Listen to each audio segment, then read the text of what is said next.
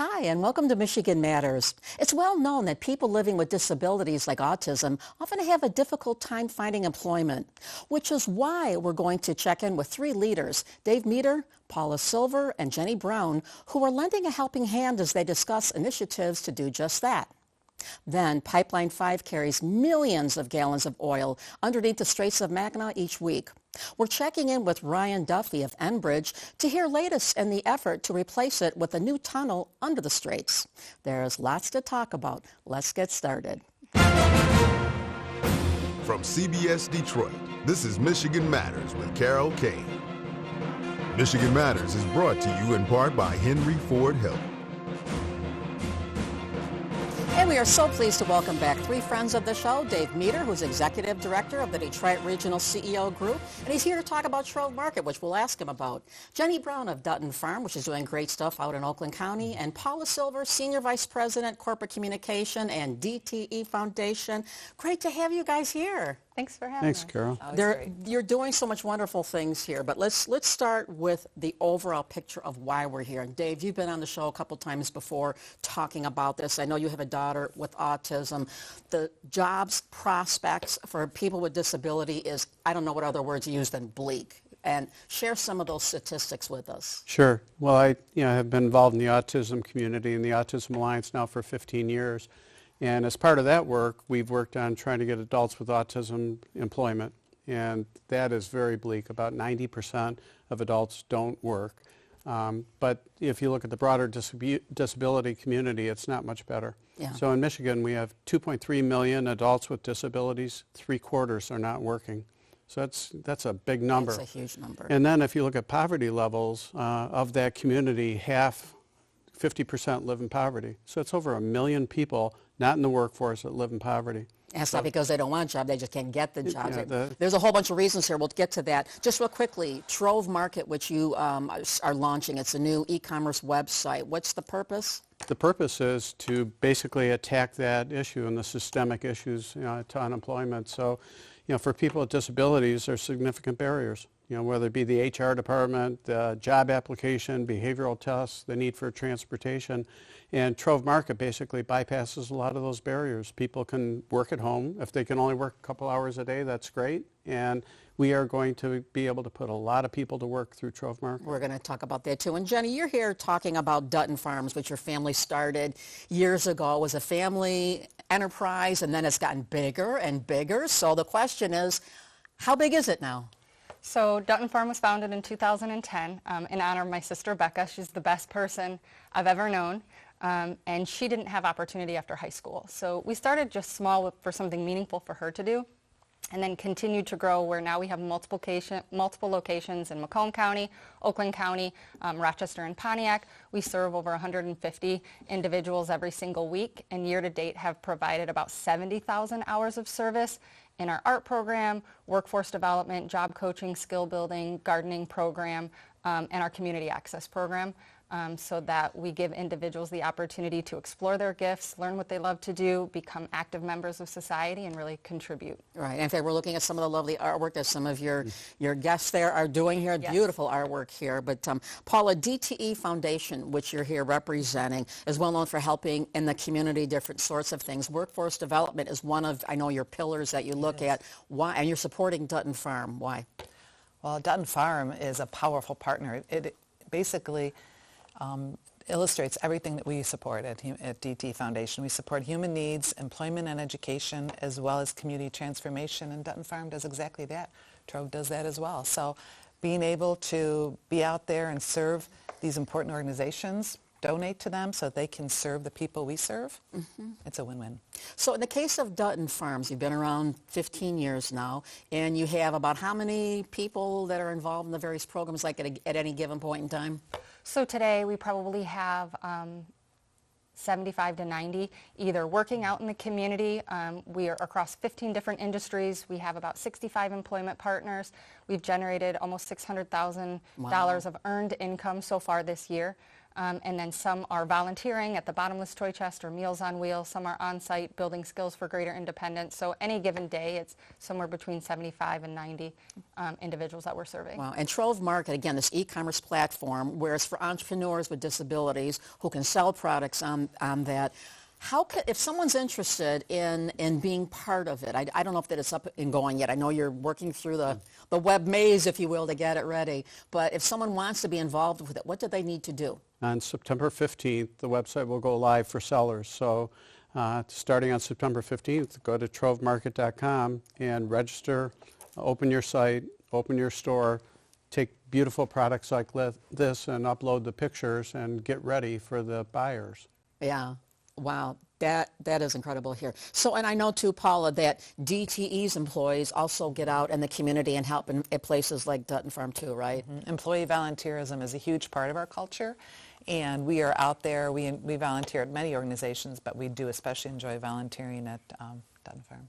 Okay, well, we're going to do this. We're going to take a quick break, continue the conversation. We'll be back with more Michigan Matters after this.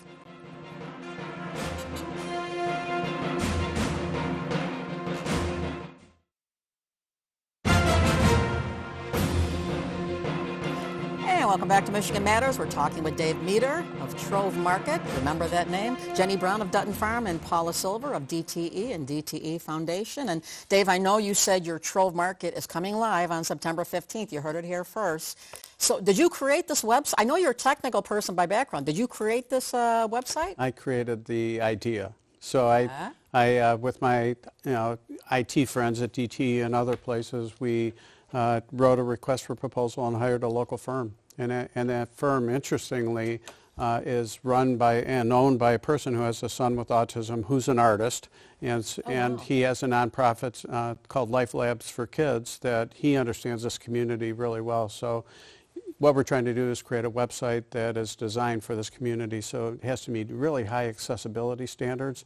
And his firm gets us. And I know the autism community here is very strong. I'm assuming that you all work together in this? Correct, yes. So will Dutton Farm products that some of your artists are making also be sold here too on all of this? Is that going to be? Absolutely. I mean, I should just say that the work that we do would not be possible without pioneers like Dave and supporters like Paula and DTE, but we're so excited to be included on this website. I have artists that are just looking for opportunities to earn more income and think differently about what employment looks like, and entrepreneurialism can be a pathway. And with partners like Trove, we'll put a lot of people to work. And I'd like to give you one more connection here. So Dave Meter was at first the CFO and the Chief Administrative Officer at DTE. Prior to Dave championing efforts for those with disabilities, our company and foundation was not aware and was not necessarily out there granting donations. Yeah. He opened the way, led the way, and now that also means, donations for Dutton Farm. So this is a wonderful way to help support entrepreneurs here. But additionally, Jenny, your organization, if I'm a company and I need a certain type of employee, someone say in the restaurant business, can I come to you saying I'm trying to get some employees trained for this and you create a program? Is that what Workforce? Absolutely, that's what our Workforce Is that what you do? does. Okay, because I remember something in the past about, I mentioned restaurants because I remember something with culinary when you were here last time talking about That's one of the industries we're in. What other industries? Manufacturing, childcare, municipalities, parks, retail, sales, custodial. Like I said, we're in 15 different industries and are able to supply talent, specifically of job seekers, of people with disabilities. So, Dave, with Trove Market, is there any threshold that someone has to meet to be able to put their product there? In other words, if I make whatever, I don't have this artistic skills, I don't have much of that, but let's say I have something I want to do. Is there like a process they have to go through, show it to you? What's the process? Well, the website's a mission-driven website, so it's for people with disabilities that are economically challenged. So when an individual opens an account, they're going to have to sign in a self-attestation that says I have a disability under the American Disabilities Act and my earnings level is $40,000 or less, and that's all. And what you have is a nonprofit, so you're not looking for this nonprofit to make money necessarily, other than just self-sustaining the cost of whatever here. Right. But and the artist making money off And this. it's a very low-cost fee to have a transaction, so we're going to charge 3% for a transaction fee, and if you sold this product on Etsy, the fees can be as high as 30%. Wow. there's a talent gap in our region, in the state. This is not new. This has been an age-old problem here. One would think that people with disabilities who may have had issues before would have an easier time finding some jobs, but that's not the case. How much of it is stigma? People with somebody having a disability, that there's a stigma necessarily, and people, oh, we don't want to, I mean, you deal with that. I work with a lot of employers, and I have to say that our experience overall, for the most part, there's always the outliers, that the small business community is open and willing to talk with us about different ways that they can support employment. That's why we've been successful, but the barriers have like an infrastructural nature, transportation, hours, shifts, SSI, only so much that individuals can earn, things like that, that are more of an advocacy thing that create additional barriers to employment. But Dave might have a different experience. We at DT, we were really trying to make an effort to hire people with disabilities, and some of it is stigma, some of it's education and training. So I know at one time we had a family come to us that I have a son with autism that has a CPA and an MBA. He can't find work. So I asked our team to hire him. And they interviewed him and said, we don't think this is going to work. They said, no, we're going to hire him. And after a little bit of time, they reported back still not working. So we brought in the Autism Alliance to do training. And then you fast forward a year later, role model employee. Yep. Wow. It was just 100%. Getting over that initial. It's getting over that. How do you think, we don't have a whole lot of time here left, but Dave, I know particularly you run a regional CEO group. You're the executive chair of it, or regional, what is your exact title? Executive director. You have many different titles here, so I'm trying to keep up with you. The attention and focus to help lift people who have disabilities, are we doing enough? No. No, I think, when business today, for example, there's 240,000 open jobs in Michigan right now. But if you ask businesses to look at what we would refer to as non-traditional sources of employees, often they'll look at military vets. A lot of companies, including DT, are focused on returning citizens and have a great program there. But there's not the focus on disabilities that we should and could have. Well, here's what I know. We're out of time now, but let's regroup and do this another time. Let's continue the conversation, and I encourage everyone on September 15th, go look for trovemarket.com. Yes. There we go. Thank you so much for being here. Appreciate it. And keep it right here. We're back with more conversation, and we're going to talk about something that involves environment and safety. I'll let you figure it out. Keep it here.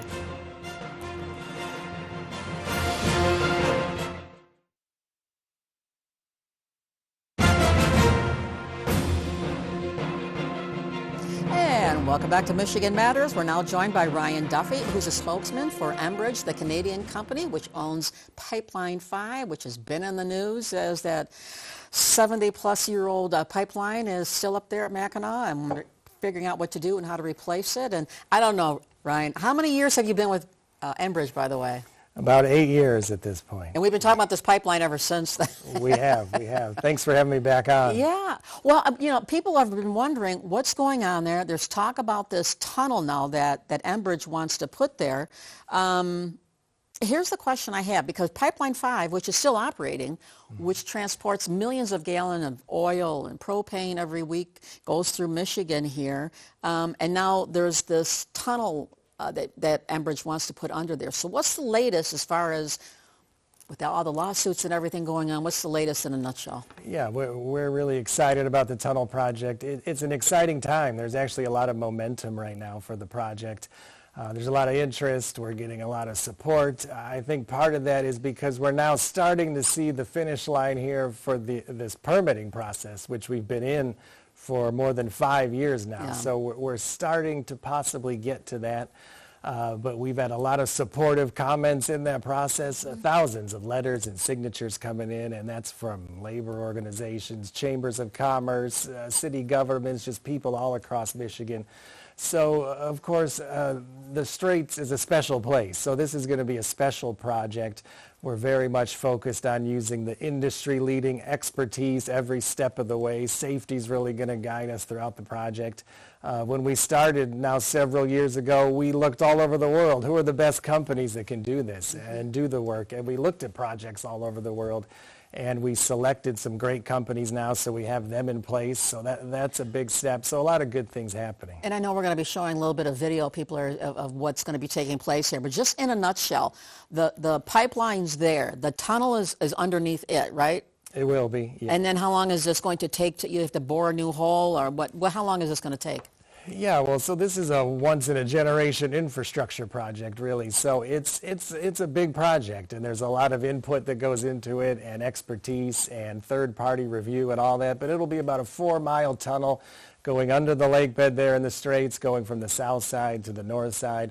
We're going to use a tunnel boring machine, it's called, which is going to be a 600-foot-long machine that's going to go under the lake bed and do the actual drilling. So it's drilling the rock on the front end, pushing the rock down out the back end to be taken to the surface. And as it goes, it's putting up the walls of the tunnel. So it's 1.5 foot thick concrete walls that are going up as it's moving through. So that's it could only go 40 feet a day. So just drilling the tunnel. So at that rate, I don't have my Michigan MBA to work here. 40 feet a day going this distance. How long? Just that is a couple years. And then the weather.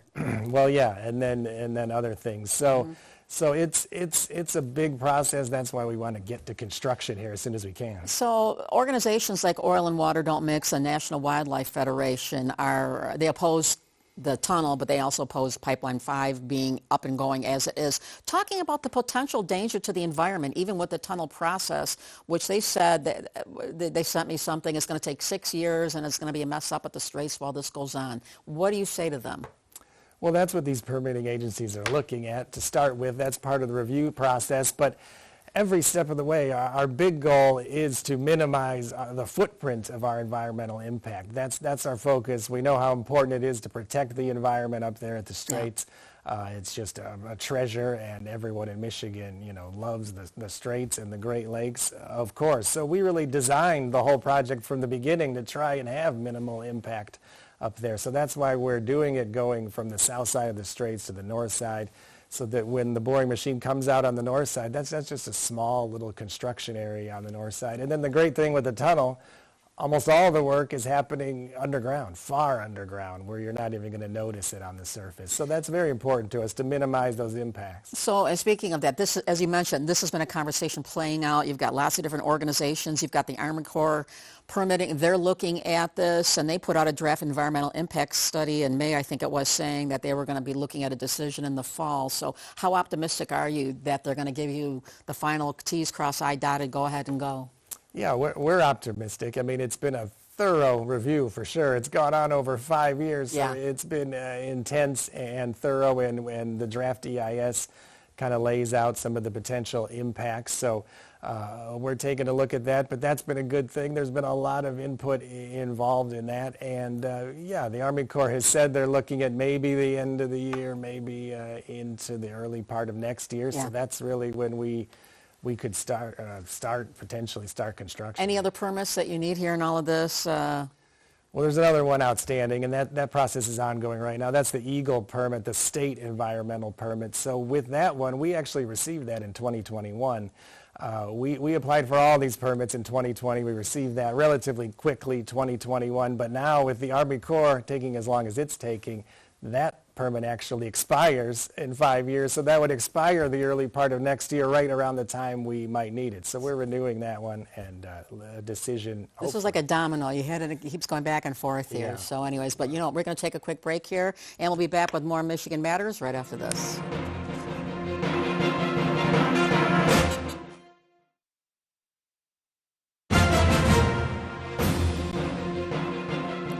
Welcome back. We're talking with Ryan Duffy of Enbridge about Pipeline 5, which is under the Straits of Mackinac currently, and there's their effort by Enbridge to put a tunnel underneath it to replace it. So I guess my question is, with Pipeline 5 being already this old, it's 70 years old, most people would not want to be driving their car that's 70 years old. So how safe is Pipeline 5 right now, as is? Well, we know it continues to be very safe. It's never had an incident in the Straits in all those years, of course, but we're constantly inspecting and modernizing it and maintaining it and taking a look at it, and it is in very good shape, and our federal regulator looks at it and has confirmed that it's in good shape. And so we have this layer and layer of safety measures there in the Straits just in case. We have auto shut-off valves It's an extra thick steel pipeline. And, we go out of our way to prevent anything from happening, but the tunnel really is the best solution going forward for sure. And even when the tunnel is built now, we're taking extra steps to make sure the Straits stay safe and Line 5 continues to be safe. So how much oil, what percentage of the state's oil is coming from that? I know that's a Canadian company, there's oil going through, but it supplies oil to Michigan, right? Jet fuel, other things? It does, for sure. I mean, a lot of people think this is an issue for the northern part of the state up at the Straits, but, we're talking here in Detroit, and it does have a big impact on the Detroit area and in this area because a large percentage of it goes down to the Marathon refinery, of course, here, and then some of it crosses to the Toledo refineries, and then that is turned into transportation fuel that comes back into the Detroit area here for all of us to use to get around and take vacations and to fly out of the Detroit airport and all those things. So it's used here.